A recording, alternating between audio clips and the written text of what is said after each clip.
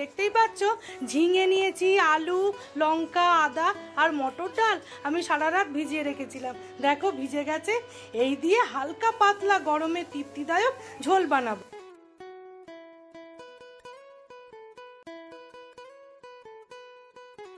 বাটনা বাটা হয়ে গেছে, আমি একটা বাটিতে ঢেলে নেব।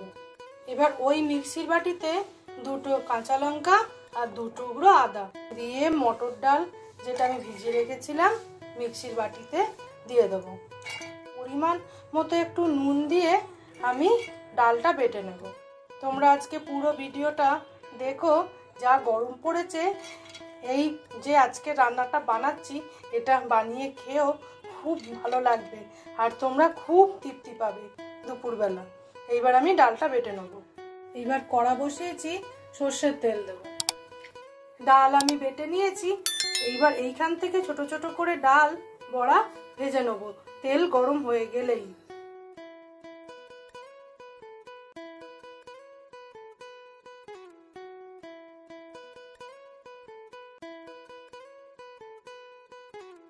এক পিঠ উল্টে পাল্টে ডালের বড়া ভাজা হয়ে গেছে, আমি তেল ঝরিয়ে তুলে নেব। এই রকমই হালকা ভাজবো, তাহলে ভালো লাগবে খেতে। ডালের বড়া ভাজা হতে হতে আমি ওই পেস্টটার ওপর ধনে গুঁড়ো আর পরিমাণ মতো হলুদ গুঁড়ো দিয়ে দেবো। এবার ওই তেলেই 5 ফোড়ন দেবো। 5 ফোড়ন ভাজা হয়ে গেছে, আলু দেব। আলুটা এবার হালকা হাতে ভাজা করব। স্বাদ অনুযায়ী নুনটা এই সময় দিয়ে দেবো। এইবার ঝিঙেটা দিয়ে দেবো। আমরা কিন্তু ঝিঙেটা বন্ধুরা এইরকমই ছাড়াই, খালি শিরগুলোকে বাদ দিয়ে দিই, না হলে না গলে যায় তো অতটা ভালো লাগে না খেতে। বিটুন কিচেনের রান্না যদি তোমাদের ভালো লেগে থাকে তাহলে প্লিজ চ্যানেলটাকে একটু লাইক, শেয়ার, সাবস্ক্রাইব করে আমার পাশে থেকো। গরমে ঝিঙে, আলু, লাউ ডাঁটা দিয়ে বড়া দিয়ে যে হালকা ঝোলটা হয় না, খুব তৃপ্তিদায়ক আর খুব চটজলদি রান্নাটা হয়ে যায়। তাড়াতাড়ি দুপুরে রান্না করে গ্যাসটা বন্ধ করে পাখার তলায় ঘরে বসা অনেক ভালো।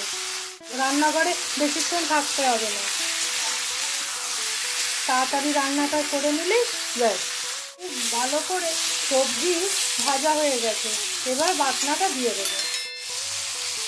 ঢেলে দিলাম। এইবার মশলাটা কষে নেব। খুব বেশি তেল এই গরমে ব্যবহার করিনি। এই রান্নাটায় আমি একদম লঙ্কা গুঁড়ো ব্যবহার করলাম না, শুধু কাঁচা লঙ্কা বাটা দিয়েই করলাম রান্না। এইবার দেবো লাউ ডাঁটা। শরীর ঠান্ডা রাখতে যতটা সম্ভব সবুজ জিনিস, শাক পাতা এই গরমে খাওয়া দরকার। এইবার মশলাটা খুব ভালো করে কষে নিয়েছি, জল দিয়ে দেবো। এবার যেহেতু বড়াতে কিছুটা জল টেনে নেবে, সেইটা বুঝে আমি 2 বাটি জল দেব। যেহেতু কাঁচা লঙ্কা বেটে দিয়েছি ওই জন্য 2টো গোটা লঙ্কা দেবো, এটা একটু স্বাদের জন্য। এইবার ঝোলটা আমি একটা ঢাকনা চাপা দিয়ে সেদ্ধ হতে দেব। এবার ঝোল ফুটে এই দেখো সবজি সেদ্ধ হয়ে গেছে। এইবার আমি ভেজে রাখা বড়াগুলো দিয়ে দেবো। দিয়ে চাপা দিয়ে মিনিট 5 রাখার পরেই আমার আজকের ঝিঙে, আলু আর ডালের বড়া দিয়ে ঝোল একদম রেডি হয়ে যাবে। আমি তাহলে ঢেলে নেব।